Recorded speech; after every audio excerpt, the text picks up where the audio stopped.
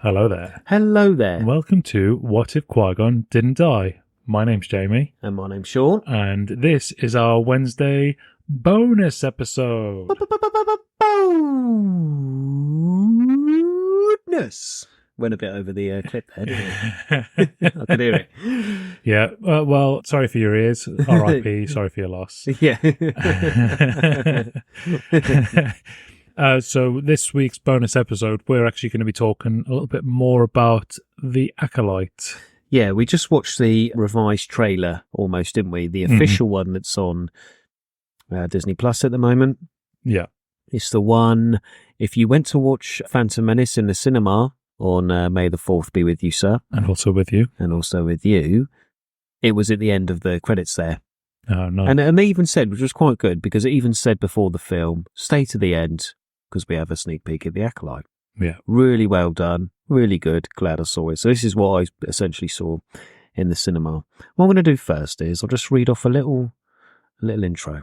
Sounds so good. people who who just don't have phones or internet or read, write, draw. Okay. The Acolyte is set at the end of Star Wars franchise's High Republic era. This means it's approximately 100 years before Episode 1, The Phantom Menace. 100 years? Yes. It sees a respected Jedi Master investigating a series of crimes that bring him into conflict with a former Padawan learner and reveals sinister forces. Mm-hmm. Now, that's just obviously read from my phone screen, ladies and gents. But what that basically means is the Sith have always been around, yeah? Yes. We learn from Ahsoka and Always Rebels. two there are. There's always two there are, and there's always Jedi. For every Jedi, there's got to be Sith to bring balance. I mean, we know that, even if they don't know that. Yeah. Apart from Balon, who sort of knew, Yeah. and he's like the only one who sussed it out. Can't we all just live in harmony? No, No, you cannot. You're either bad or you're good. All right. And that's what balance is. Yeah. So it's because of the timeline. What you need to kind of remember is that it looks a little bit squiffy from the trailers because the girl running around with the little cool daggers. Mm-hmm. She's obviously she hates the Jedi. She wants to kill them off or whatever. Yeah. She wants to end their reign because they think the Jedi are liars because of their belief system is a little bit skew with. Fine. The issue with that is there's always been Sith. Yeah. So it's not like, oh, the Acolyte's the beginning of the Sith, because it's only 100 years before Anakin's born. It's you can't. I don't want to sort of say, oh, it's 100 years before this, but she's the first Sith, or there's a Sith Lord, probably Plagueis, but only now is he starting to do something about it. There's probably there will have been Sith for as long as there's been Jedi. Yeah, of course. Because there's always been, even in our world, there's always been evil as long as there's been people. Yeah, exactly. And in the end of we'll talk about this a bit more, but at the end of the trailer, he looks at the red lightsabered dude, who you said looks like a Knight of Ren. Yes. Very cool idea. Yeah. However, they would have seen a red lightsaber before. Yeah. So when he says, "Who are you?" I was a bit like, "Why is he asking?" Surely you would just get, and as well, because they're Jedi, wouldn't you feel the malice? That's probably... Unless it's just more of a vocalization of seen it before. Or maybe it's more a case of, I don't actually know who you are. I understand that you're not here for the benefit of people. I can tell that by your sinister demeanor. Yeah. Let alone the red lightsaber, the dark mask, the dark clothes. Yeah, there's something not right about you. Yeah, he's still in his emo phase. But maybe he's been somebody who's been behind the curtain for a long time, and he's now coming out, and he's, people know who Darth Vader is because he's infamous. Yeah. But if you'd never met Darth Vader before, you might still be like, well, who are you? Yeah. I'm Ronnie Pickering. Yeah, but who are you? Yeah. But doesn't he say, what are you? He says, what are you? Oh. Yeah, he says, what are you? But if he says, what are you, then yeah, I suppose that leads... That leads us to think maybe they haven't seen many Sith, or maybe they haven't seen many dark-clad heathens. Trailers are an interesting thing because they don't show everything in chronological order. No. So what we're seeing there at the very end of that trailer might be one of the first things in that we see. Yeah, that could be in episode 1. Yeah. So this Jedi that we've seen has never encountered a Sith before. Might know they exist. Yeah. But never encountered one. So he might look and go, "You're a baddie, but what are you? Because you're not the same energy that I am. Yeah. Or my friends are. You are a darker energy, but what?" Yeah. So it's just him, because I suppose the Jedi are like investigators, aren't they? Yeah. They're peacekeepers. That's how they're portrayed, as peacekeepers, investigators, kind of just they're the UN, aren't they? Yeah. Essentially. So he's probably just trying to investigate to learn, so that if he does manage to either defeat him if he needs to, or get away, he can then return back to those people that he's with and go, "I met this person or this thing or this energy. Yeah. This is something we need to be aware of, and we need to find out more." And then they can dig into the ifs, whys, and buts. I wonder how far they've got to go back to get to when they made the ancient script that Luke seems to hold on to. Yeah, but isn't that long before? This is only set 100 years before Phantom Menace. I know I'm taking this in a really weird direction, but there's all these ancient scripts, all these ancient texts, and all this stuff that happened so long ago in the past. Yeah. Yeah, it's all lost until Luke finds it. Yeah, he goes on his little forages, doesn't he? Out of nowhere, Luke, of all people, manages to find these ancient scripts. Yeah, that's just a little side thought. It's funny with Luke though, because he was the New Hope. Yeah. So I think it's a little bit biased that he's able to talk to Yoda's Force ghost. Although some people would argue that Anakin was actually New Hope. Yeah. Did I send that to you? I think you did. So a little while ago, I saw a video that I'm pretty sure I would have sent to Shaun because it's great, which basically said that all the titles for the films are the wrong titles. Yes. And they need to be reordered. And actually, the way they put them into order made so much more sense. Oh, it made them so like, yeah. Because like when they had the Phantom Menace, it's cool. And I get it that it's supposed to be Palpatine. You think it's Darth Maul, but you're like, oh, actually, it's Palpatine. Yeah. Where did Phantom Menace come into? That was almost Jeff Goldblum there. Yeah. That's where I'm getting it from, that other one. It's like, oh, yes, lightning, Jeff Goldblum. Love Jeff Goldblum. Anyway. Life finds a way into the Senate. That is one big pile of shit. And you need to. Have you watched this series on Disney Plus? Oh, I did start it. Yeah, it's so good. Yeah. Anyway, this is completely off track. Yeah, sorry guys. back to it. Right. So we watched this trailer for the Acolyte, and we've seen the young girl who looks like some sort of ninja. Yeah, big time. She's come straight out of Ninja Gaiden. She's just chucking these knives. Chucking the little knives. She's not using a lightsaber. So even if she is this, Padawan we keep hearing about. She's either abandoned her sword or the kyber crystals broke or something like that. She did have a little green chain around her neck. Did you notice that? Oh, I didn't see that. Good spot. It's like a glowy green thing around her neck. That's probably it. Well, that's probably could be the kyber crystal. It could be, yeah. Quite often I thought the kyber crystals were more like a sort of a crystal blue type. Yeah, I wouldn't see him glowing inside a chamber. But you never know. Maybe it could be that. But she's very, very ninja-y, which I quite like because the Jedi who she fights with in the trailers, granted, they're second clips, aren't they? I mean, I don't know how she thinks she's going to beat Trinity. No, I know, because Trinity's still plugged into the Matrix. But she's not even using her saber. She's just moving out the way as if it is the Matrix, and there's the scene with the other guy. He moves out the way. It's the Matrix as well, doesn't he? And I guess it's trying to look further back in time where it's less swordy and Clone Wars-y, shoot first, ask questions later. It's a bit more meditated ninja stances, doing that sort of Ronin life that we speak about. Keeping peace by being peaceful. Yeah, no need to draw breaths. Which actually I think is a good point. When we join in with Qui-Gon and Obi-Wan, they're going for peaceful trade talks. Yeah. And then 2 seconds later, the lightsabers come out. And then because it gets a bit weird. But we already know that those talks are fractious at best. So there is tension. There's always likely going to be war, and war does break out. So they were correct. Yeah. But until that point, 100 years previous to that, might have been a relatively peaceful time. Yeah.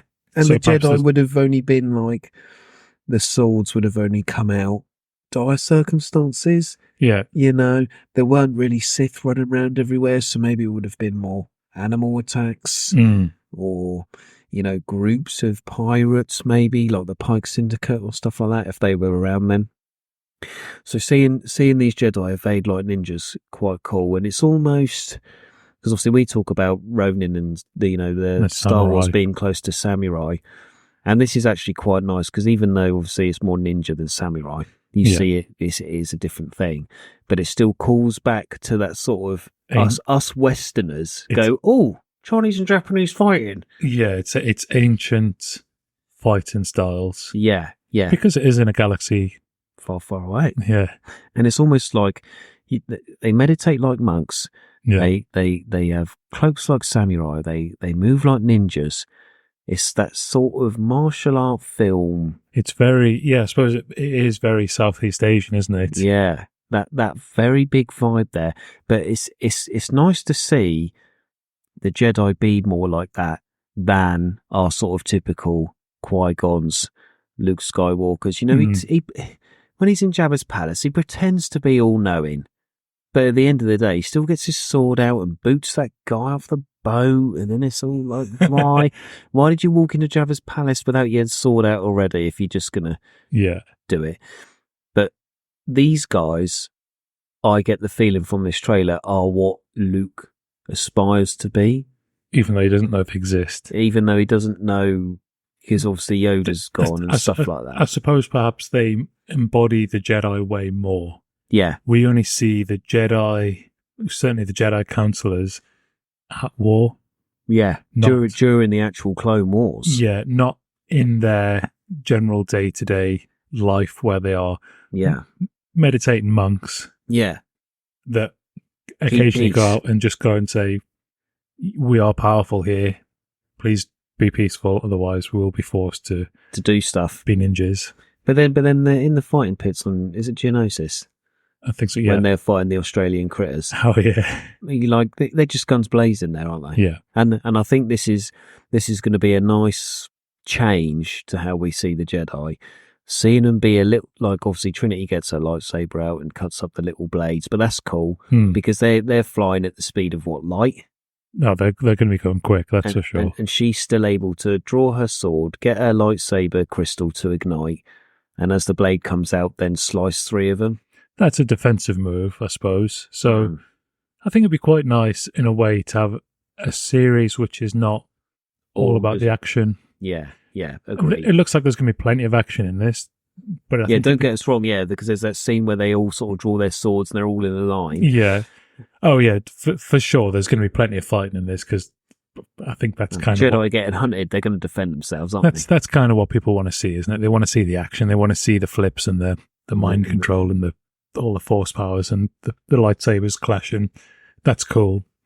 And I don't really want another Trade Federation talk because that's dull. Yeah. But seeing somewhere in the middle where you've just seen the Jedi in their sort of natural, standard, what they would expect to be in situations. Yeah. Where it is kind of like, just relax. Yeah. Take it easy. We're going to talk about this. Yeah. Or this is going to happen. And then it's just, everything's very calm, everything's very measured. I think it'd be quite cool. Yeah. I don't think that's what's going to happen in this. No. The idea would be nice, wouldn't it? That we had some more monk style Jedi. And then of course it says in there that, the Jedi are being hunted. We as viewers are used to that already. Yeah. You know, from episode 3 up to, episode 9 and everything in between. Yeah. Everything. Jedi are being hunted. Palpatine, the 13th resurrection of him, or whatever it is. He's after the Jedi. He wants them gone. He wants supreme control. But what he doesn't realise is that if he actually does get rid of all the Jedi, he loses balance. Yeah, so there'll be no Sith because... And he'll fail. Yeah, and he can control the whole galaxy, but that one galaxy don't give two monkeys about the galaxy next over. What's the point? Yeah. But, so as viewers, we're already quite used to Jedi being hunted, but when it takes you back and you remember the timeline, it's new then. Yeah. And of course you're a bit like, oh, the show's called The Acolyte. Now it's not called The Sith. No. So it's not. Are they dark side Jedi, or are they just so frustrated? Is it a rebel faction, but that isn't the rebellion as we know it? Maybe they're rebels against the Jedi, but they're not Sith. So at the start of the trailer, somebody mentions about the Jedi using their mission for peace as actually... It's a lie. As a lie, and almost like as a way of taking power from everybody. Yeah. Because they are the peaceful ones. And it's kind of like the opposite to what you expect would work. Yeah. And because they don't believe it, that's when it looks like there's going to be some sort of almost Sith-like rebellion, but perhaps not as much. Yes. But it would be almost like the Acolyte almost feels like, following a darker side. To me, Acolyte feels like a darker learner. Yeah, yeah. But I still don't think, this is what I mean, I know they're obviously dark and they want to kill the Jedi because they think they're liars, but I don't think pure Sith, it's Pelagus or Palpatine in his early days or whatever, they're controlling them. No. Because that to me would, even though, they are around, isn't that a bit boring? Yeah. Wouldn't you rather see almost Andor-esque thought process, but against the Jedi? Yeah.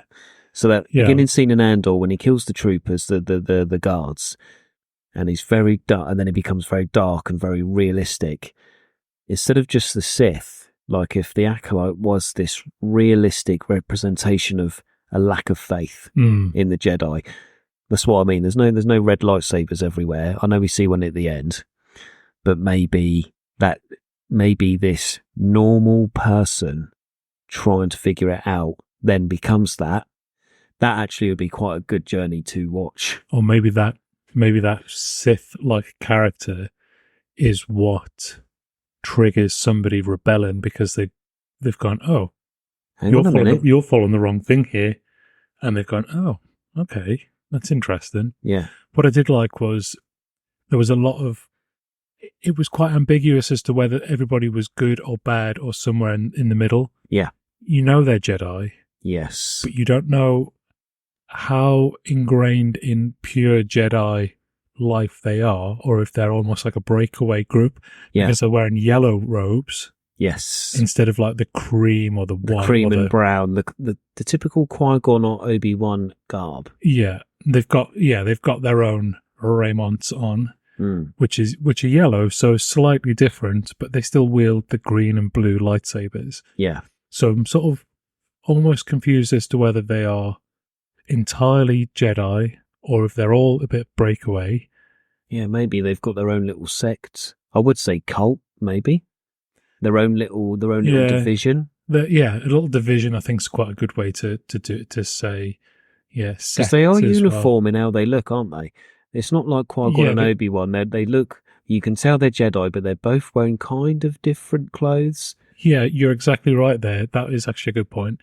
All the Jedi in the Council wear their own various degrees of the same style, but they're all lighter or muted. Yeah. But different. So you can tell that they're Jedi. But the characters that we see in the trailer have all got what appears to be identical. Yeah, especially on the top half, the yellow with the robe, with the sort of V Jedi sort of turtleneck. Yeah, so that does make it seem like they are a specific group. Because it could even be a Jedi school. It could be, yeah. And that's why they all wear the same stuff, because they're all learning. That's their training garb, maybe. You don't know, dear. This is the thing. This is a good point. I'm looking forward to watching it. I look forward to watching all the stuff that's on there, really. But yeah, it does look very interesting for a live action, because we both loved Andor. Very down to earth. Ahsoka good, Mandalorian also good. Yeah. But why? Because it weren't just Jedis down our throat. It was, here's the universe, the galaxy that we love. Here's a little cool, little stream that runs alongside the main river. This is why Rogue One was so good. Again, yeah. Very little to do with Jedi until the end. Yeah. But it was within our galaxy, and we were able to see a different side to stuff. Yeah. And when they limit the amount of stuff actually it makes it more worthwhile. So seeing Darth Vader at the end of Rogue One actually really blew our minds, because it's like, oh yeah, there's a Jedi plate, like the right Jedi, this is Star Wars. Yeah. But before that, it's like it's the same universe, but there's no Jedi. It's some blind dude with a stick. Yeah. But yeah, really good. I'm looking forward to Acolyte. Not long now, because when we recorded this, it's the 17th of May. We got, 2 weeks? Clench my cheeks and squeeze this one out just for you, listener. Right. Anyway, let's leave it there. Yeah, let's leave it there. That's a good little bonus there. Looking forward to it, and we'll no doubt talk about it more once it's come out. Yeah, absolutely. And I quite like these little trailer talkabouts. Now we've got the pod up and going. Every time something comes out, we could do little episodes like this. We can throw a little thing in there. Yeah. It's more based still on a headcanon, because we don't know what's going on. Yeah. But we've got something to work with, and we've got some sort of... And it's good conversation. Yeah. Anyway, let us know what you think. If you've seen the trailer, then we'd love to know what you think is going to happen. Yeah. Let us know. And if you're looking forward to it as well, yeah. Yeah. Right. Well, pleasure as always. Pleasure, sir. Look after yourself and stay out of the sand.